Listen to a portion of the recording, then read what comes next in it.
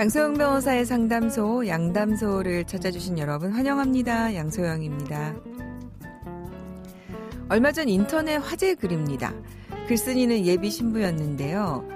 결혼 전 이야기하는 게 맞다고 생각해서 학자금 대출 4천만 원과 차 할부금 2천만 원이 남아있다는 사실을 남자친구에게 고백했습니다.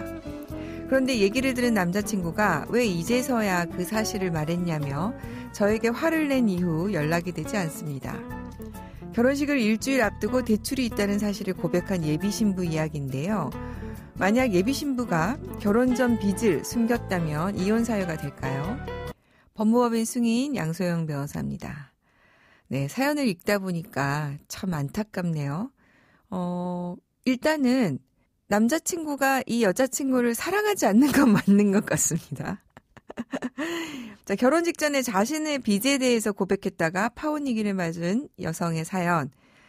저는 가끔 이런 거 상담하면요. 빨리 알기를 다행이다 생각하셔라. 잘 정리된 것이다라고 위로를 드리기는 합니다. 자, 안타깝지만 그래도 또 우리가 한번 생각해 볼까요? 이게 이혼 사유가 될까? 자, 민법 816조에 혼인 취소 사유가 있습니다. 어떻게 보면은 얘기하지 않은 것을 속인 것으로 볼 수 있냐 이거인 거죠. 자, 그러면 혼인 취소 사유에 해당하는지는 법원에서 어떻게 보고 있냐면 누구나 이런 사유를 알았으면 결혼하지 않았을 것이다 정도로 중한 사유. 또 특별히 이 개인에게는 매우 중요해서 이 사실을 알았으면 절대 결혼하지 않았을 거라고 판단이 되는 경우. 자, 이 정도 돼야 혼인 취소 사유로 보고 있습니다. 그래서 이제 혼인 취소 사유는 아닐 것 같고요. 자, 그러면은 그 다음으로는 이혼 사유는 될 수 있을까? 자, 이건 역시 결혼할 것이라는 것에 대해서 이 빚의 크기나 빚의 중요성, 신뢰도가 어느 정도 흔들렸을까를 기준으로 보아서 사실 쉽게 이혼 사유가 바로 된다라고 보기는 어려울 것 같은데요.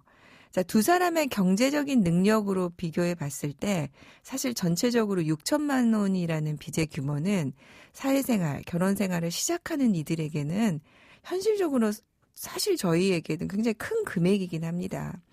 그러다 보니까 결혼생활을 출발할 때 이 뭐라고 하자 기초를 흔들리게 할 수 있는 금액이라고 할까요? 자, 이 정도의 금액이 될 수 있다면 이혼 사유에 해당한다고 볼 여지도 좀 있지 않을까 생각이 듭니다. 하여간 무엇보다 그래서 제가 이제 농담삼아 하는 얘기긴 한데요. 경제적인 능력이 있는지 여부 이런 것들이 혼인을 결정할 때 중요하긴 하죠. 왜냐하면 결혼 생활은 현실이니까요. 하지만 그걸 떠나서 어쨌든 사랑하지 않는 건 분명한 것 같습니다. 요새 이제 경제가 힘들다 보니까 참 결혼의 조건에 이런 경제적인 재정 상황이 굉장히 중요합니다. 그래도 우리가 이제 혼인 생활이라는 것은 길게 보고 가야 되는 거니까요. 일단 두 분이 이러한 것들을 좀 갈등을 극복하고 다시 사랑을 다지는 계기가 되면 좋지 않을까 그런 생각을 해봅니다. 화나고 답답하고 억울한 당신의 법률 고민 함께 풀어볼게요. 오늘은 하나은행 100년 리빙트러스트 센터 배정식 센터장님과 함께 하겠습니다. 안녕하세요. 네, 안녕하세요. 배정식입니다. 상속을 고민하시는 분들 중에서 네. 금전 부동산 이런 거 말고요. 그렇죠. 또 이제 내가 그동안 이렇게 평생 일궈온 가업을 네네. 좀 승계시키고 싶다. 이런 고민을 많이 하신다고 하더라고요. 네네. 요즘에 이제 창업주분들이 고령화가 되다 보니까 네. 결국 다음 세대로 기업을 어떻게 넘겨줄까, 물려줄까 네. 이런 이제 고민도 늘게 마련입니다. 이제 기업의 문제라는 게 기업을 진단하고 구조적으로 이제 승계 플랜을 짜는 것도 중요하지만 그 내용을 좀 들여다보면 가족 기업인 경우가 대부분이기 때문에 네. 가족 구성원들 간의 이제 갈등 구조가 다음 세대로 넘어가는 승계에 굉장히 중요한 어떤 위험 요소가 되는 경우가 많습니다. 네. 그래서 이제 이에 대한 어떤 검토를 미리 하는 것도 좀 중요한 것 같습니다. 이게 이제 가업 승계라는 것이 이제 좀 부정적으로 볼 수 있는 것도 있지만 약간 일본 같은 경우에 네. 100년 기업이다. 우리 이제 김치찌개 이렇게 가게 같은 경우에도 예. 전통을 자랑하는 경우 네. 사실은 또 이게 의미 있는 일이긴 그렇죠. 하거든요. 네. 그래서 이것을 잘하는 것도 세제 지원도 사실은 많이 있는데요. 네. 오늘 또 센터장님과 함께 이와 관련한 사연 만나보고 자세하게 얘기 나눠보겠습니다. 네네. 회사는 큰아들이 저를 도와 함께 읽어가고 있는데요.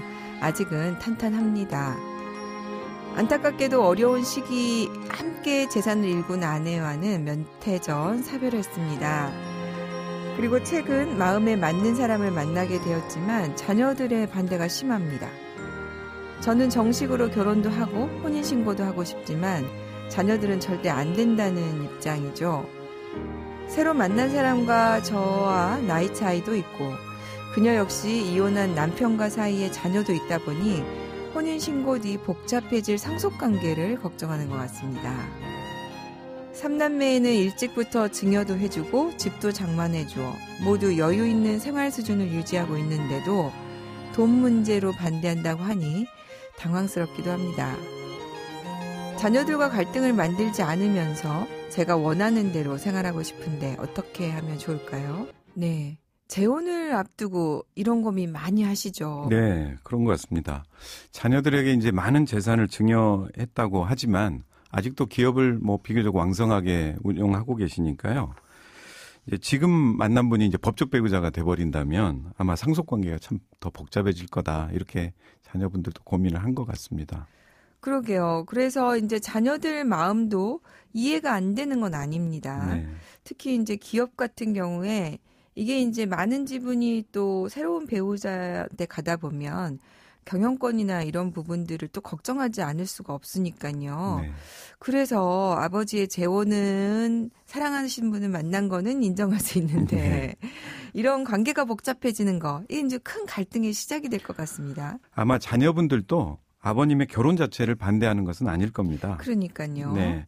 근데 이제 아버지가 일궈놓은 재산 자체가 기업의 비중이 워낙 크고 또 재산에 대해서 지금 아버님에게 이렇게 하십시오.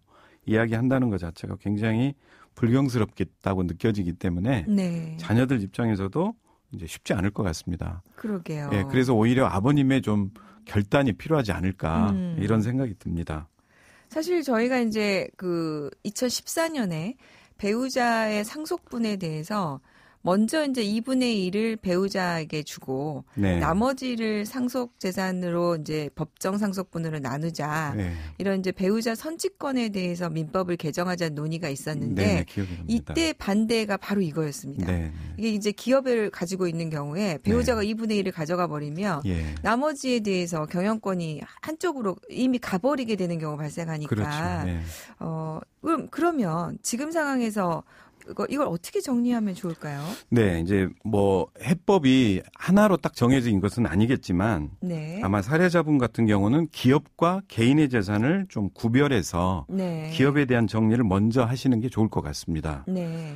사례자분 같은 경우는 아무래도 기업의 주식 비중이 굉장히 크겠죠.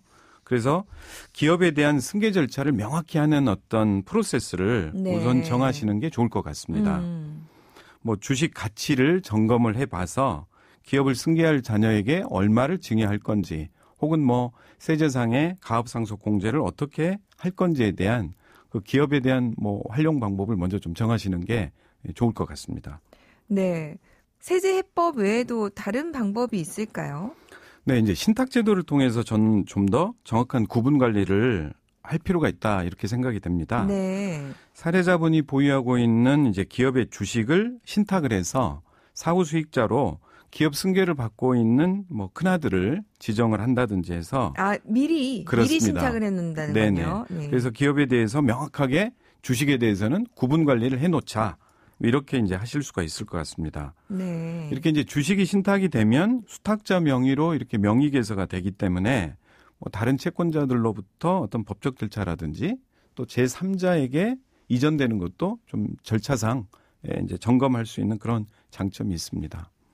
그러면은 이 신탁된 주식에 대해서 이와 관련한 주식의 주주의 의사표시, 네네. 이런 부분까지 신탁 계약 내용에 들어갈 수 있는 겁니까? 그렇습니다. 이제 의결권의 이제 문제인데요. 네. 이제 명의 개서가 되기 때문에 수탁자가 이제 주주 명부에 등재가 되는 거고요. 네. 그 의결권도 당연히 형식상의 소유자인 이제 수탁자가 의결권을 행사하는 절차들을 정해놓게 됩니다. 네.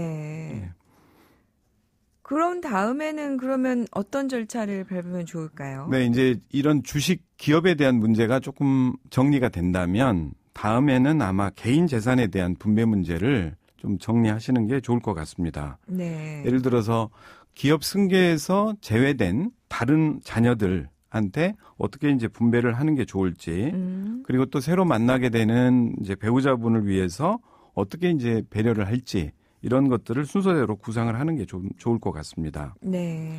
뭐 사례자분 같은 경우는 보유하고 있는 개인 재산이 뭐 현금이라든지 부동산 이런 것들이 있을 겁니다. 근데 거기에 대한 어떤 적정한 평가를 통해서 오히려 신탁을 통해서 또 분배하는 것도 고려할 수 있지 않을까 생각이 듭니다. 네. 우리 이제 민법상은 부부 재산 계약을 통해서 미리 이런 관리 방법을 정할 수 있는 게 좀 한계가 있다 보니까 네네. 그러니까 해외 같은 경우에는 미리 이런 부분을 네. 재혼하면서 혼인하면서 부부 재산 계약으로 이제 미리 정해놓는 경우가 많이 있어서 네. 이런 갈등이 좀 해결될 수 있는데 우리 민법은 부부 재산 계약에 대해서 일부 관리에 대한 내용만 효력이 있도록 되어 있다 보니까 네. 이제 이런 부분을 고민을 하시는 분들이 많이 계시는 것 같습니다. 그런 거 보면은 저희 민법도 부부 네. 재산 계약에 대해서 좀 넓게 규정할 수 있도록 네. 좀 개정이 되면 어떨까 하는 생각도 좀 드네요.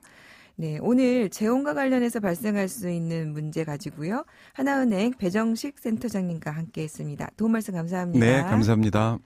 양소영 변호사의 상담소 양담소는 내일 또 문을 엽니다. 끝곡 가호의 시작 들려드릴게요. 양소영이었습니다.